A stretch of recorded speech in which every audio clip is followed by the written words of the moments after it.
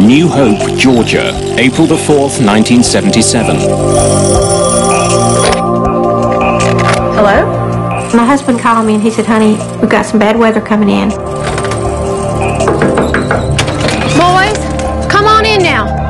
Nasty weather's coming. One of the worst storms in years is moving across the South. Sadie Hurst rushes her children to safety. We heard this tremendous noise. When I got to the top of the basement steps to close the door, I saw a red reflection, black fire in the door. That's when I saw what was happening. 72 people are killed when a Southern Airways DC-9 falls from the sky.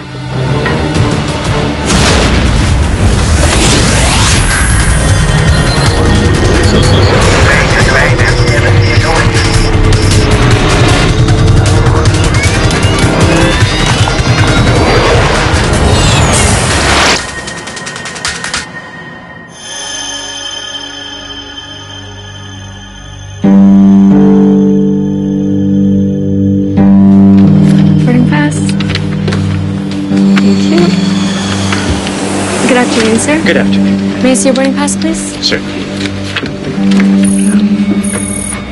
Just down the aisle on the right, sir. Enjoy your flight. Thank you.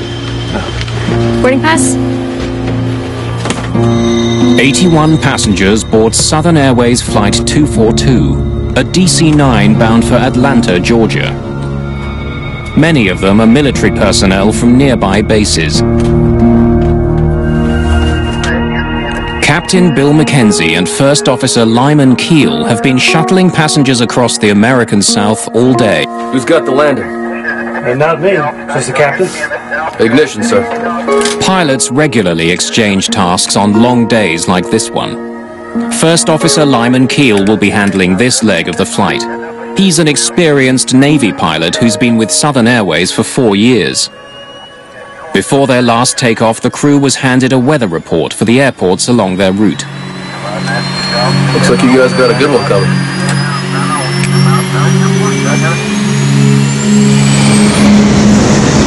The DC-9 was introduced in 1965 to fly frequent short flights. Both of its engines are mounted to the rear fuselage rather than the wings. It was designed for takeoff on shorter runways.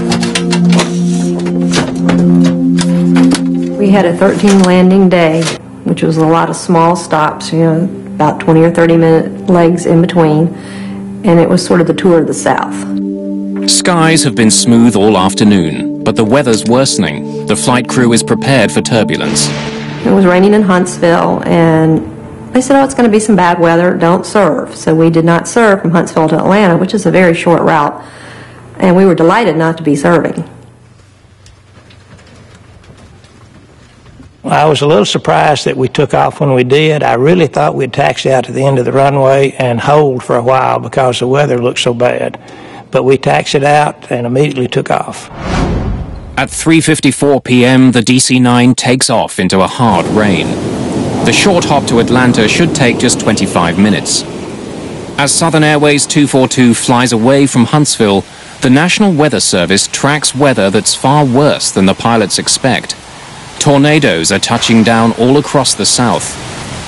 The weather in the Southeast in the United States can be very treacherous. High humidities, high temperatures are a prescription for thunderstorms. And so with all of that kind of moisture in the air and the high convective heating, you're going to have very large thunderstorms that are associated with heavy rains, hail, icing conditions, and extreme winds. And of course, tornadoes that will be spawned from that kind of action. Huntsville Air Traffic Control has some concerns about the gathering storm. Southern Airways 242, I'm painting a line of weather which appears to be moderate to possibly heavy precipitation. Starting about 5 miles ahead. Okay, we're in the red right now. It doesn't look much heavier than what we're in right now, does it? It's not a solid mass, but it appears to be a little bit heavier than what you're in right now. In 1977, most airliners are equipped with the Bendix weather radar. Pilots are trained to avoid regions that appear bright. Where there's light, there's bad weather. I can't read that. This looks like rain, Bill. What do you think? There's a hole. There's a hole right there. That's all I see. The pilots spot a dark area on their radar, a passageway through the storm. They plan to navigate between towering thunderheads over 14,000 meters. Coming over, we had pretty good radar. I believe right straight ahead. There. The next few miles is probably the best way we can go. But as they head towards the storm system, they get an ominous report from Memphis Air Traffic Control. Attention, all aircraft. SIGMET. Tennessee, Southern Louisiana, Mississippi. SIGMET is short for Significant Meteorological Information. A warning to pilots that dangerous weather is in the region. Here we go. Hold them, cowboy.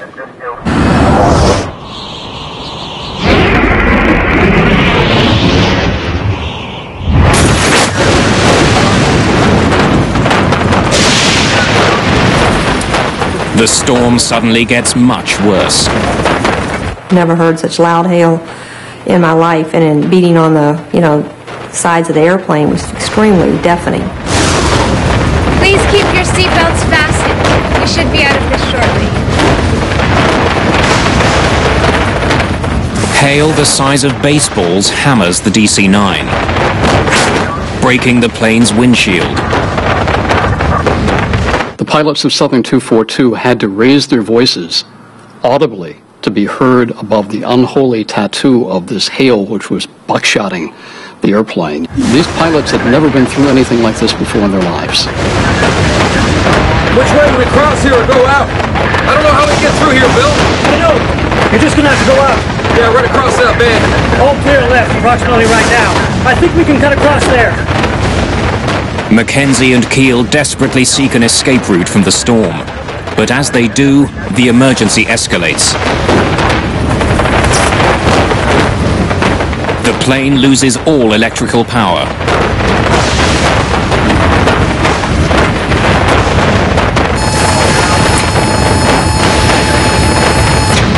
Without power, Keel must keep the aircraft level without an artificial horizon. But surrounded by thick cloud, a horizon is difficult to find. It's almost impossible for Lyman Keel to get his bearings. Southern 242, what's your speed? Atlanta Air Traffic Control tries to make contact with Southern Airways. They receive no response. Southern 242, Atlanta, what's your speed?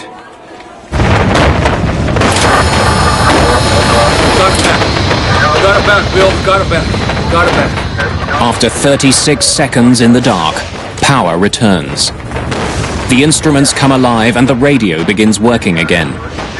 Air traffic control finally gets through to Mackenzie and Keel. Maintain 15,000, if you understand. Maintain 15,000, Southern 242. Southern Airways Flight 242 has been instructed to fly at 4,600 meters. But the plane has fallen to almost 4,200 meters.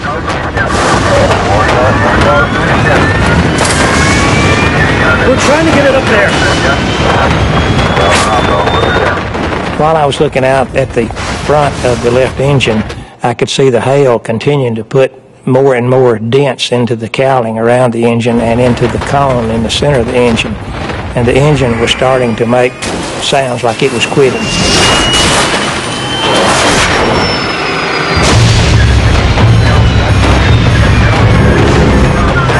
Okay, 242, we just got our windshield busted.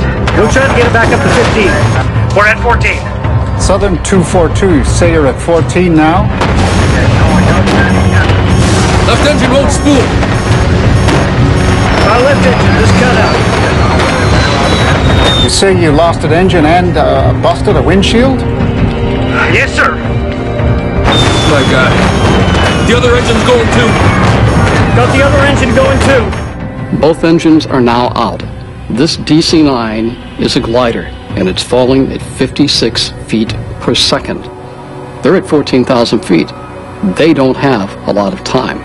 Lyman Keel adjusts his course to navigate his plane out of the storm. Captain Mackenzie must restart the engines, or they'll be forced to make an emergency landing.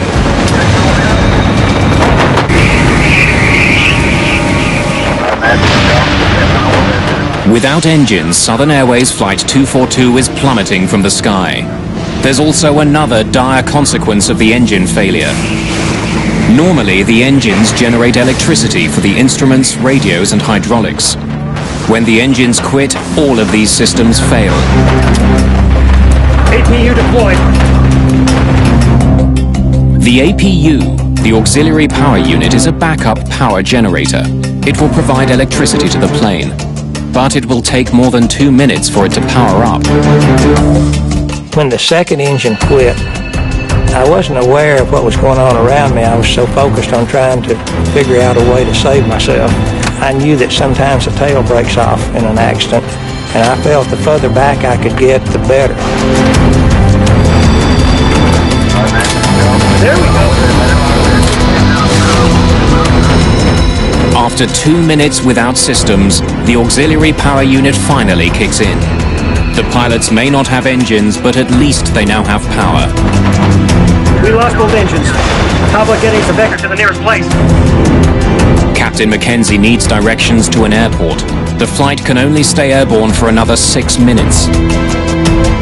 Dorbin's Air Force Base is 32 kilometers away. It has a runway that's long enough for a DC-9. It also has full emergency services. Southern 242, roger. Turn right heading 100. Will be vectors for a straight-in approach to Dobbins. Runway 11. It's Dobbins weather, Bill. How far is it? How far is it? Lyman Keel knows Dorbin's Air Force Base intimately. He trained there, and it's now his home base as a Navy Reserve pilot. He's landed there frequently. Declare an emergency, Bill. Right now, Keel's familiarity with Dorbin's is the only advantage this crew has. Less than 16 kilometers away lies the town of New Hope, Georgia. Sadie Hurst sees no signs of an advancing storm. It was an absolutely beautiful day. The children were playing outside. They were riding their bicycles up and down the driveway.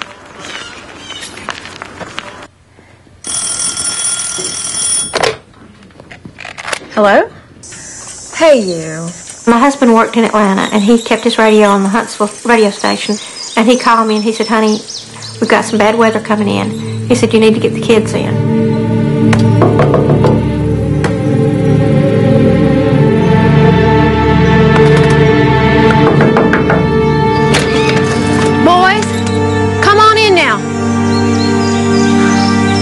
Nasty weather's coming.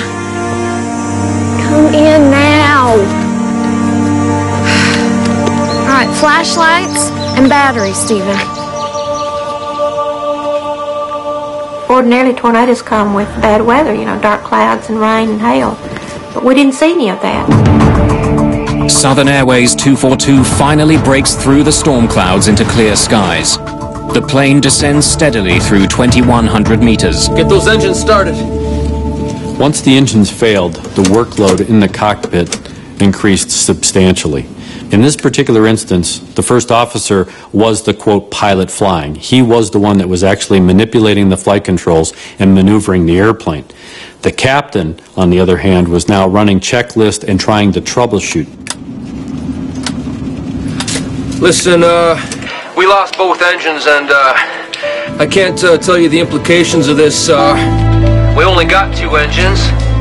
And how far is Dobbins now? Southern 242, 19 miles. Do you have 1 engine running now? Negative. No engines. I didn't know what was wrong, but I could tell something was wrong. I went and opened the cockpit door simply to tell them we're ready for whatever. Just don't stall this thing out. No, I won't. Bill, what's going on? Not now, Kathy. Sit down. You could tell they were afraid. I understood that they were afraid just for the sound of their voice. So I understood that there was something very dangerous going on, but I had no idea what. Down to only 1,400 meters, the plane is still 27 kilometers from Dorbin's Air Force Base. Ask him if there's anything between here and Dobbins. What? Ask him if there's anything between here and Dobbins. Is there an airport between our position and Dobbins? Southern 242, no, sir. Closest airport is Dobbins. First Officer Lyman Keel doesn't think he can get the DC-9 as far as Dorbin's Air Force Base. He's lost too much altitude. I doubt we're going to make it, but we're trying everything to get something started. Roger. Well, there is Cartersville. You're about 10 miles south of Cartersville, 15 miles west of Dobbins. Keel needs a closer airport. Cartersville seems like a good choice. We'll take a vector to that, yes. We'll have to go there. Can you give us a vector to Cartersville? All right, turn left, heading 360. Will be direct vector to Cartersville. Air traffic controllers in Atlanta see no other options. They direct Flight 242 to Cartersville Airport. As the pilots seek out an airport, the flight attendants still don't know what type of landing to prepare for. They wouldn't talk to me. When I looked in the door, the whole windshield was cracked. So what do we do? I think we've lost both the engines. I thought so. Okay. Kathy, have you briefed all your passengers? Mm-hmm.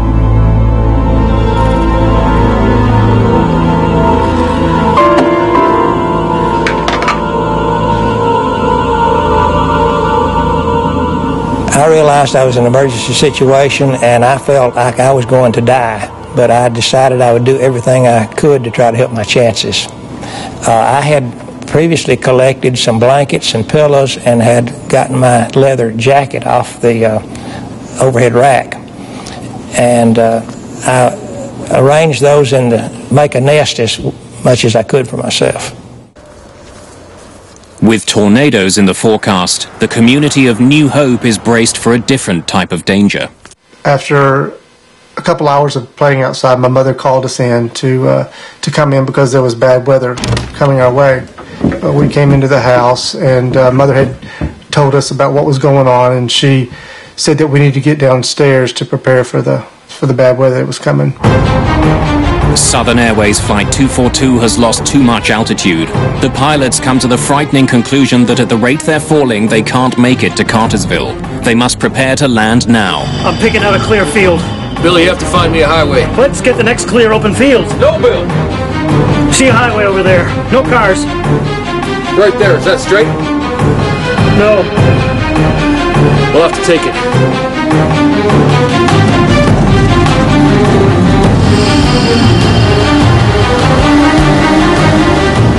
Lyman Keel decides to bring the plane down onto a rural highway, Georgia State Highway 92. Captain Bill McKenzie radios Atlanta Air Traffic Control with the bad news. We're putting it on the highway. We're down to nothing. The clock runs out on Southern Airways 242. Sweet Jesus. With no engines, First Officer Lyman Keel lines up the aircraft for an emergency landing on the highway that runs through New Hope, Georgia. Flaps. They're down to 50. Oh, God, Bill. I hope we can do it. Without training on how to land a DC-9 with no engines, First Officer Lyman Keel's attempt is entirely improvised. Lyman Keel is a young man who has just come back from the proving ground of Southeast Asia, where he was a naval aviator. He learned the niceties of landing on a rolling, pitching aircraft carrier in the South China Sea in the middle of the night. What he was confronted with right now was even a greater test, the greatest test he had ever confronted in his life as an airman. We're gonna land right over that guy. There's a car ahead. I got it. I got it now. I got it.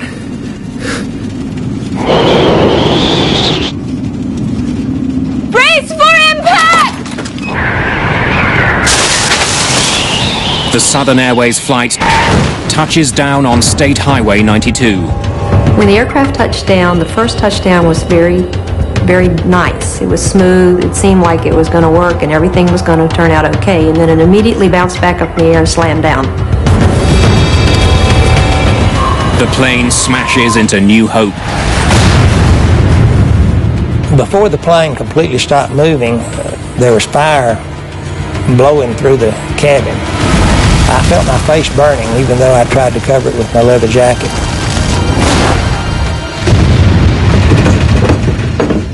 we heard this tremendous noise.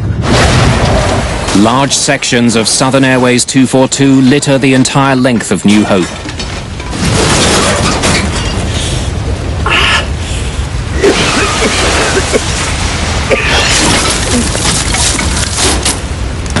Come on, damn it. I got my seatbelt loose after a few tries and turned toward the rear of the airplane, and I saw a spot of light. I got up and ran for that light.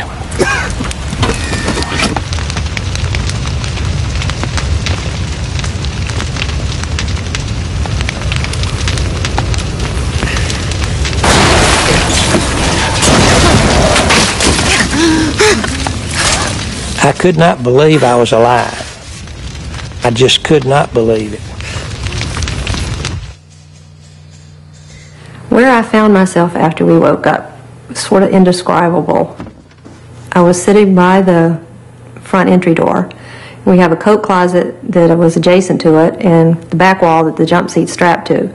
All three of those walls had collapsed and rolled into like a little triangle ball area. And there was just enough room for me inside. And I could see a crack of light, and I thought, I'm going through that crack of light, come hell or high water. Stewardess Sandy Pearl also escapes safely. She's able to help others.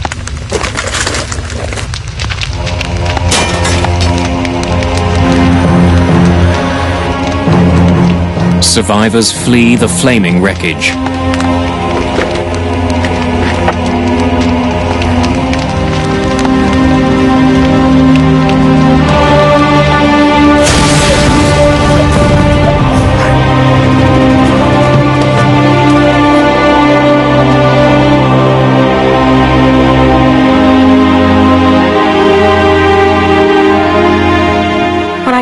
Of the basement steps to close the door, I saw a red reflection like fire in the door.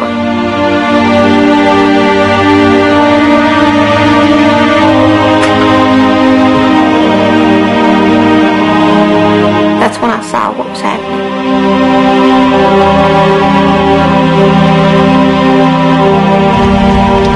I saw smoke and fire.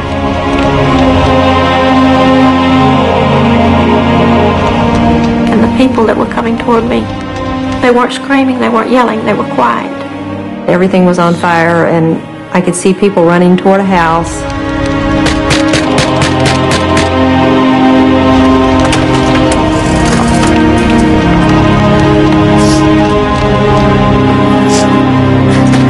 I need to use your phone.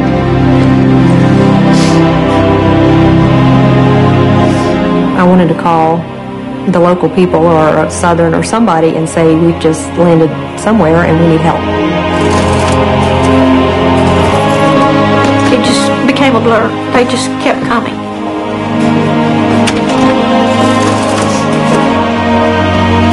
You help her.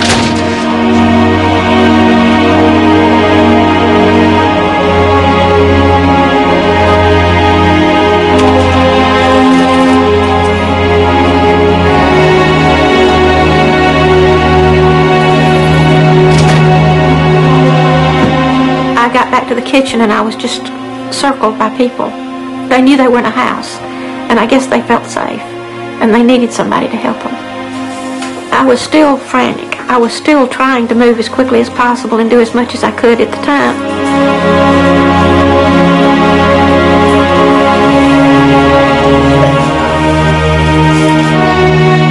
And I'll remember to the day I died just staring there at the trees burning and pine trees burning and pieces of aircraft. It was so unreal. I've never seen anything like it and never want to see anything like that again.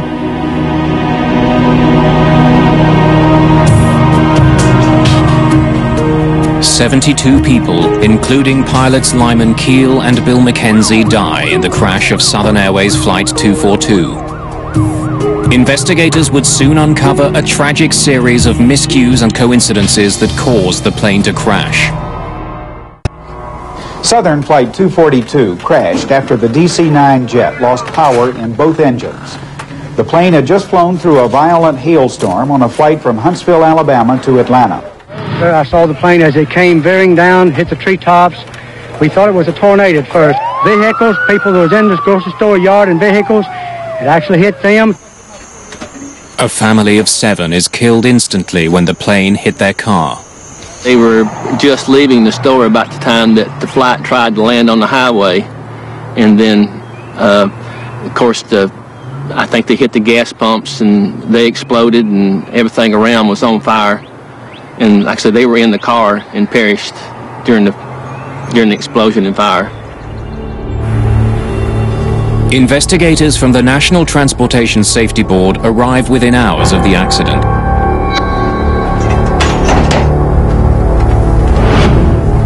This is the second major blow to Southern Airways' safety record. In 1970, Flight 932 carrying the Marshall University football team crashed in West Virginia. Everyone on board was killed. There are always many questions that investigators have to find answers to. The 2 primary questions that needed to be answered by the board were what were the weather conditions and what caused both engines on a 2-engine airplane to flame out that resulted in the pilots having to make an emergency landing on a highway in a small town.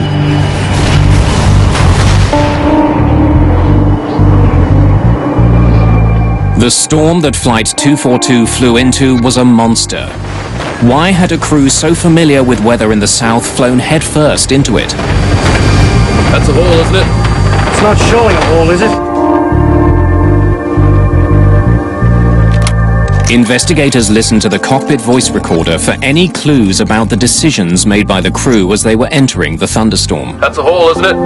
It's not showing a hole, is it? They learned that the pilots relied heavily on their weather radar as they approached the storm. But it appears to have deceived them. All clear left, approximately right now. I think we can cut across there. One of the limitations of the radar that the crew of Flight 242 was using is signal attenuation. That is that the beam that is projected from the radar unit out to look at the weather and return is diffused, so that the picture that is depicted in the cockpit that the crew is looking at may not be accurate. Weather radar sends out radio waves. Those waves bounce off storm clouds ahead and return to the aircraft. But if precipitation is extremely intense, the radio waves can be deflected away. The radar unit might then interpret the lack of returning waves as a clear path ahead. Those inaccuracies are hard to decipher, and if the crew is depending solely or very intently on the radar to guide them through the precipitation, they may be making decisions that aren't based on accurate information. The storm that entangled Southern Airways 242 is one of the worst to hit the United States in 3 years. The crew didn't encounter a tornado, but it was battered by torrential rain and heavy hail. Which way do we cross here or go out? I don't know how we get through here, Bill. What Keel and Mackenzie read as a clear area ahead was in fact the heaviest part of the storm. They flew straight for it. The other engine's going too. Got the other engine going too. Southern 242, say again. Stand by. We lost both engines. Once inside the storm, the DC-9's engines failed. But a turbofan engine is designed to ingest huge amounts of rain and even hail. Precipitation alone should not have shut them down. Investigators study what's left of the DC-9's engines for clues. They need to know if some mechanical failure caused both engines to fail inside the storm.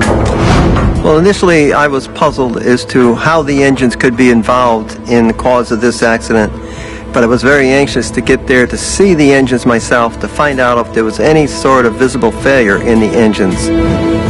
Pratt & Whitney, the manufacturer of the engines, assigns Al Weaver to advise the NTSB investigation. The engines are moved to Atlanta Airport for a closer inspection. And when they lifted the engines up in the vertical direction in the hangar, I could hear the tinkling and pieces fell out through the front of the engine onto the floor.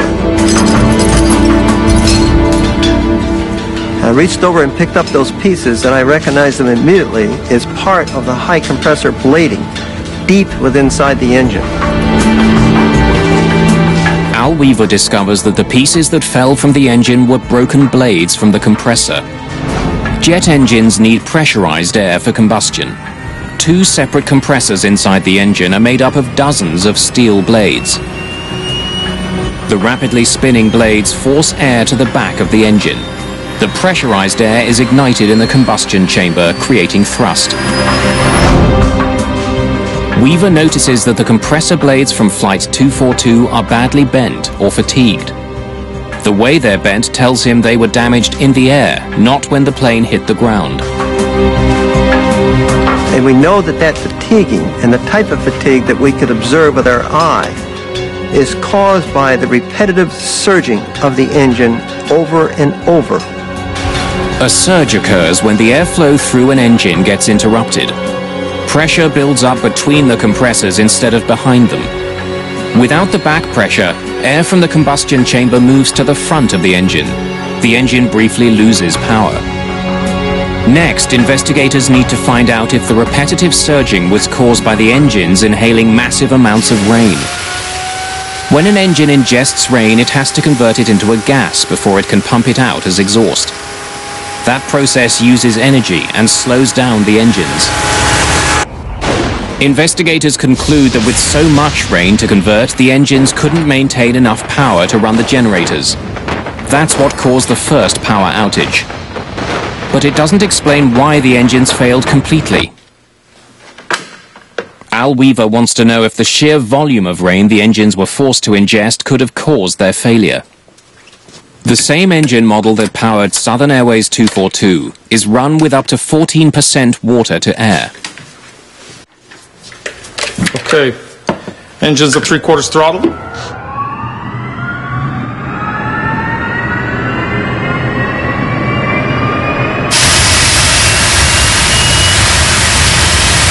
Let's begin.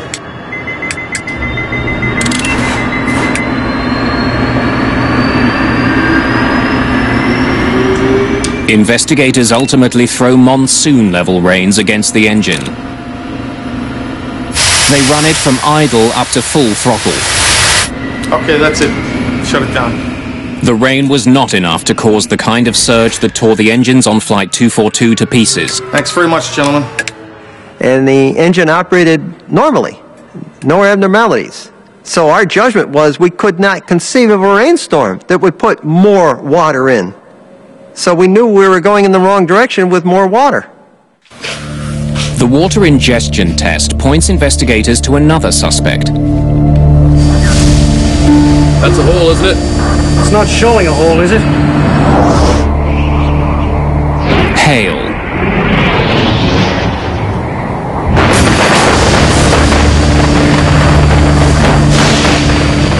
People who survived the crash describe seeing hail the size of baseballs.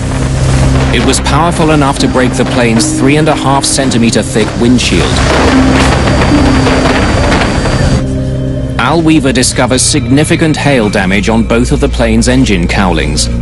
Starting at the front of the engine, we noted that the inlet cowl and the center body that streamlines the airflow going into the engine, which are parts of the aircraft structure and made out of aluminum, were all dented from both engines. And that led us to suspect that the existence of the hail might have been a significant contributor. Weaver knows that it would take a powerful force to damage the hard metal compressor blades.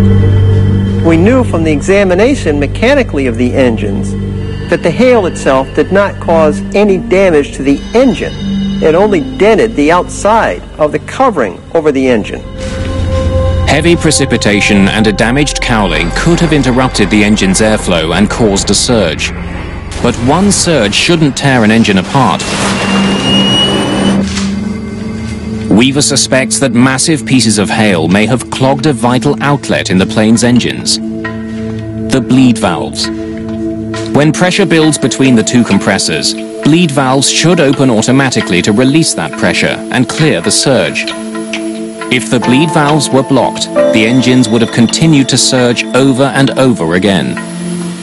Once the engine began to surge, the action that the pilot should have taken was to pull the throttles back to clear the surge. Al Weaver turns to the cockpit voice recorder and discovers that the circumstances may have caused the crew to do the exact opposite. Maintain 15,000, Southern 242. We're trying to get it up there. Weaver learns that the crew was asked to climb while in the heart of the storm. Maintain 15,000, if you understand me. Maintain 15,000, Southern 242. In order to climb, the captain had to increase thrust to his engines, which would have made matters worse. But if the surge was not cleared and allowed to continue, then the engine would simply break itself internally. We're trying to get it up there. Advancing the throttles would only worsen the situation. With its bleed cavities blocked by hail, pressure built up inside the engines, bending the compressor blades until they shattered. Left engine won't spool. Our left engine just cut out.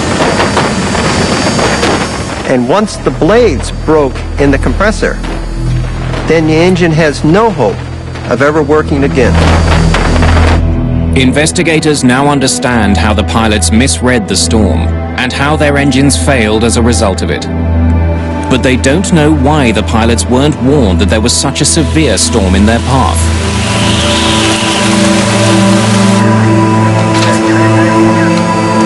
Who's got the landing? Not me, Mr. Captain.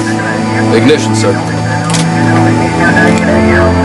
As the pilots prepared to depart Huntsville, they did have a weather report from Southern Airways, but the information was already hours old. Looks like you guys got a good one coming. Southern Airways dispatch did not have updated information. They didn't subscribe to the National Weather Service's update system. They did have a subscription to a service that required them to dial up and receive the information. When the dispatcher called the phone number to get the updated information, it was busy and never pursued it, and was not able to provide any kind of update information to the crew of 242. Southern Airways 242, I'm painting a line of weather which appears to be moderate to possibly heavy precipitation, starting about 5 miles ahead. Could Huntsville have provided better weather information? Absolutely. But in the course of doing their job, they provided localized weather information about an intense thunderstorm or rain shower that was moving over the airport. They were only responsible really for about 40 nautical miles. What the crew of Flight 242 was looking at was well beyond 40 miles. With little information on the storm and having misread their weather radar, Bill McKenzie and Lyman Keel flew blindly into massive thunderheads. The heavy rain and hail crippled their engines.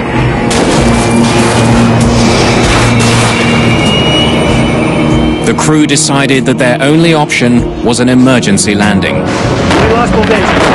How about getting the vector to the nearest place? Southern 242, roger. Turn right heading 100. Will be vectors for a straight-in approach to Dobbins. Runway 11. When investigators analyzed the flight path of Southern Airways 242, they discover one more deadly oversight. From the time the crew realized that they had no engine power till the time of touchdown was about 9 minutes. So in looking at the critical decision making, they had about 7 minutes of solid critical decision making before they were committed to that emergency landing on the highway. Get us a vector to a clear area, Atlanta. After the engines failed, the pilots made a 180-degree turn towards the west, looking for an escape from the storm. That takes them directly away from Dobbins Air Force Base. The turn takes the pilots out of the hailstorm, but leaves them further away from a runway. They also lose minutes of valuable flying time. Only once the pilots escape the hailstorm do they turn again towards Dobbins. Is there an airport between our position and Dobbins? Southern 242, no sir, closest airport is Dobbins. Had they maintained that course to Dobbins rather than make the turns or try to find another airport, they probably would have had a better success rate and definitely a better survival rate. Southern 242, roger. Turn right heading 100. Will be vectors for a straight-in approach to Dobbins. Runway 11. By the time Mackenzie received the instructions, Southern Airways 242 had been flying away from Dobbins for too long. The plane was simply too far and flying too low to make it there. Clear an emergency, Bill. But there was one last missed opportunity to save Flight 242. Investigators learned that just as Mackenzie and Keel were directed towards Dobbins Air Force Base, they were right above another runway. Cornelius Moore Airport. I thought we would land at Cornelius Moore Airport because I was familiar with that airport. I had flown many times in our airplane back and forth between Decatur and Atlanta. Investigators learned that Cornelius Moore was just out of range of radar at Atlanta Approach Control. They didn't know it existed. They could not direct Southern Airways 242 there because they couldn't see it on their screens.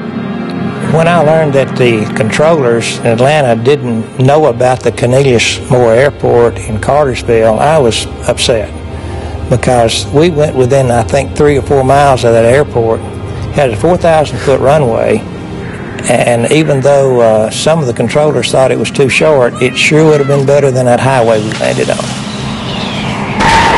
I was very, very angry. That's such a futile reaction.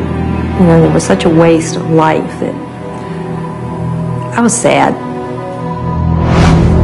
The NTSB investigation concludes that the catastrophic failure of the turbofan engines and the failure to convey sufficient information on the storm to the pilots are the causes of the crash of Southern Airways 242. The NTSB acts immediately. It issues a recommendation that weather radar systems aboard planes and in air traffic control centers be upgraded to better portray weather systems. In today's commercial aircraft, pilots have available to them color weather radar. It's radar that will depict in various color bands the intensity of the precipitation. The crash of Southern Airways 242 also leads to a better understanding of how engines should be managed in heavy precipitation. We once again reaffirm to the pilots the importance not to allow the engine to continue operation in continual surging. If there is a surge condition for any reason, you should clear the surge, because if you didn't clear the surge and allowed it to operate, it would break eventually. In every air crash, investigators try to determine whether or not the accident was survivable. When you look at the survivability in an aircraft accident, you can definitively say that the design of the seat contributed to the survival factors aspects, but the statistics that bear out whether sitting in the front of the airplane is safer, the middle of the airplane is safer, or the back of the airplane is safer don't exist. In this particular instance, a surviving passenger, Don Foster, was quick thinking. He put a leather jacket over his head and used a pillow as a buffer between the seat in front of him and his face. That probably saved his life from the standpoint that it minimized any injuries he would have suffered. In fact, the NTSB believes that if flight attendants had distributed blankets and pillows to the passengers, there would have been fewer injuries as a result of the crash. We learned from every airplane crash. We learned from this one. We learned that the communication broke down within the FAA, within Southern Airways, even within the cockpit of that DC-9. What we didn't ultimately learn, though, is the most important lesson, and that is awesome respect for Mother Nature and what Mother Nature can do. 30 years have passed since Southern Airways 242 crashed through the small community of New Hope, Georgia. Every 10 years since the crash, survivors of the tragedy gather at a church in New Hope. They remember those that were lost and help one another cope with the tragedy. It's one of the longest-running survivors group of its kind. I want to welcome you to this service today in remembering April the 4th, 1977, when the Southern Airways Flight 242 crashed here in the New Hope community. Earl D. Johnson. Lyman Keel, Jr. William Wade McKenzie. Earl C. Griffin, Jr. After the crash, I had a hard time understanding how I managed to survive. And after a couple of months, I quit worrying about it. I felt like I had a second shot at it. I felt like that family was more important. Having fun was more important.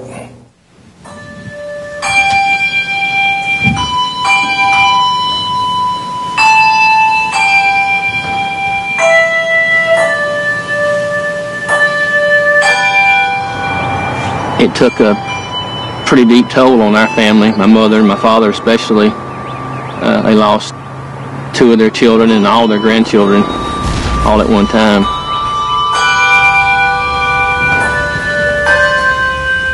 And I can still, to this day, I can smell the odors, and I can hear the sounds, and I can see those people. So many things will bring back those smallest memories. And every time it's triggered, the emotions come back. You don't want them to, you don't ask for them, but you can't stop them. I mean, I've had a great life because of this, in a way. That makes no sense, but it's changed me for the better. I think I've done better, had a better life because of how I grew from that.